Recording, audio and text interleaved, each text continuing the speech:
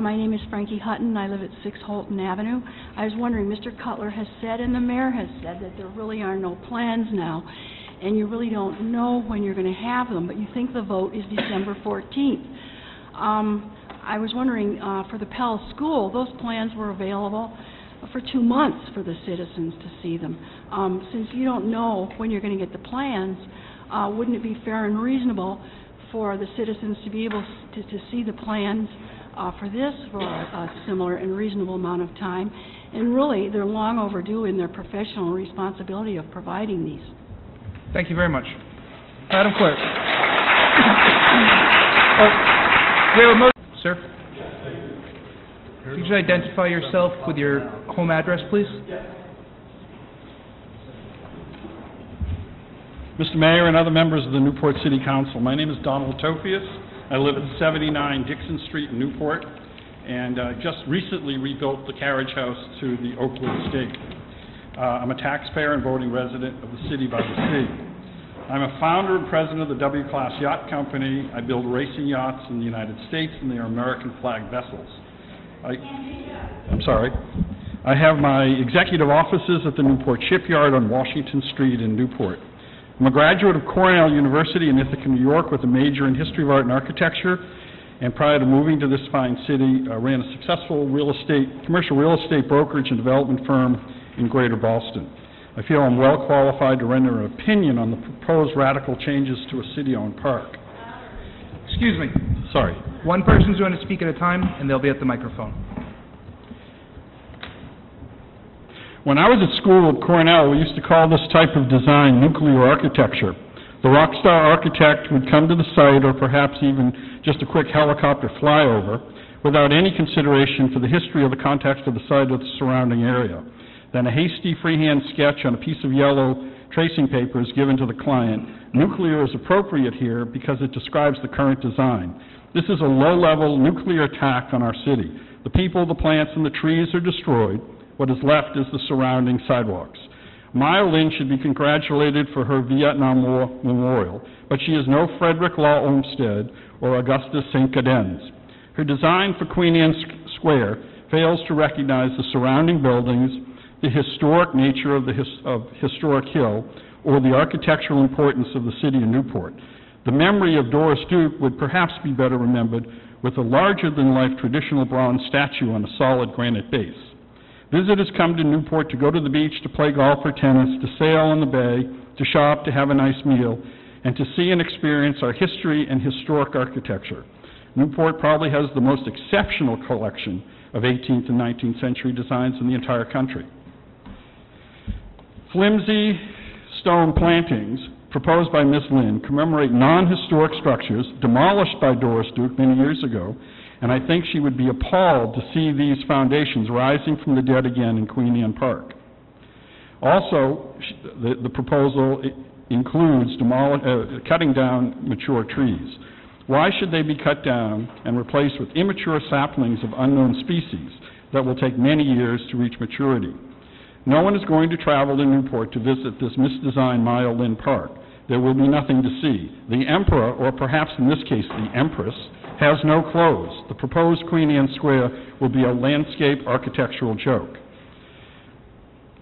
Who will be maintaining these future skateboard runways when all of the park really needs is some minor tree pruning and a few more comfortable and traditional park benches? Remember that this is a City of Newport-owned park. One only has to travel to New York City and visit Central Park to see what our Queen Anne Square could and should be. Walkways, mature trees, bronze statues, and comfortable seating with facts. We have Narragansett Bay, Rhode Island Sound, and the Atlantic Ocean behind. All they have in Central Park is a few little ponds. I urge you to reject this silly plan and ask the Doris Duke trustees to rethink their memorial to Ms. Duke. She deserves so much better.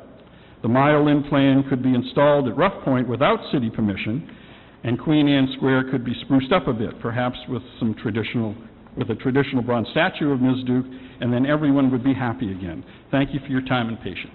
Thank you very much.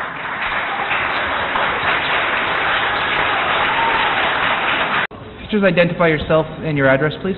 Good evening, Mayor Wallach. A little bit. There you go. Good evening, Mayor Wallach and councilors. My name is Sydney Long, and I live at 18 Rhode Island Avenue here in Newport. In discussing her final memorial, What is Missing, Maya Lynn has said, how can we protect it if we don't even see it's existing? She's talking about the habitat that animals need to exist. So she says, how can we protect it if we don't even see it's existing? That is the problem with Maya Lynn's approach to Queen Anne Square. She doesn't even see it as existing, but it does exist for me and for many, many others. And what Peter Roos calls the iconic view of Trinity is accompanied by another iconic view, that of Doris Duke herself supervising the planting of the trees in Queen Anne Square and the installation of the boulders. Every spring, my heart is lightened by the blooming cherry trees in Queen Anne Square near the entrance of Starbucks on Church Street. And in the fall, my spirits are raised when I walk past the garden near Trinity and see the flowering rose bushes. These pink roses that look so beautiful silhouetted against the blue sky survived the nor'easter we had on October 29th and were as lovely when the storm was over as they had been 2 days before. The roses survived the storm, but neither they nor the weeping cherry trees will survive Maya Lynn's redesign of Queen Anne Square. So in an effort to save Doris Duke's boulders, the old-growth trees slated for destruction, and the glade where the roses bloom, I have written a ballad. It's called The Ballad of Queen Anne Square, and I would like to sing it for you. Oh, Doris, and the tune is to the Titanic, which some of you may be familiar with. Oh, Doris, she did build it, and all the people came. She put in trees and boulders and gave it Queen Anne's name. But Maya found it empty, said it was unwelcoming, and made a plan no one should doubt because of her own fame. She took out Dee Dee's trees and rocks and put in ugly stone. It's fake, not real, Newporters said, but now the park's her own. Environmentalists can't understand what Maya Lynn is doing, killing trees and roses to put in bogus ruins.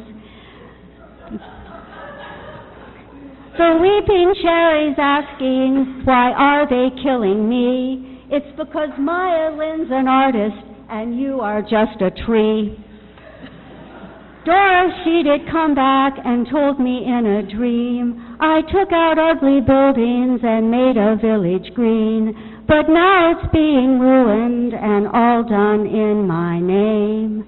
Maya will get a paycheck and a photo for online, but we will have to live with the stone pit she leaves behind. Queen Anne could use some benches, let's make them all with backs. We'll keep the trees and boulders and for Doris make a plaque. So Cherry, stop your weeping, we'll save you if we can. We'll ask the city council for another plan.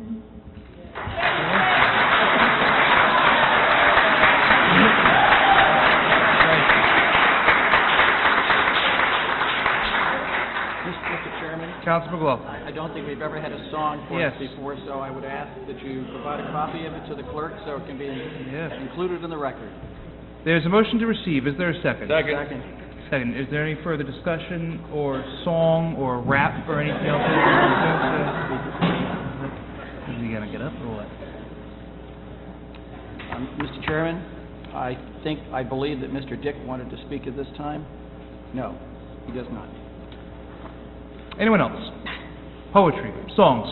I can be home with my kids. We've seen it all.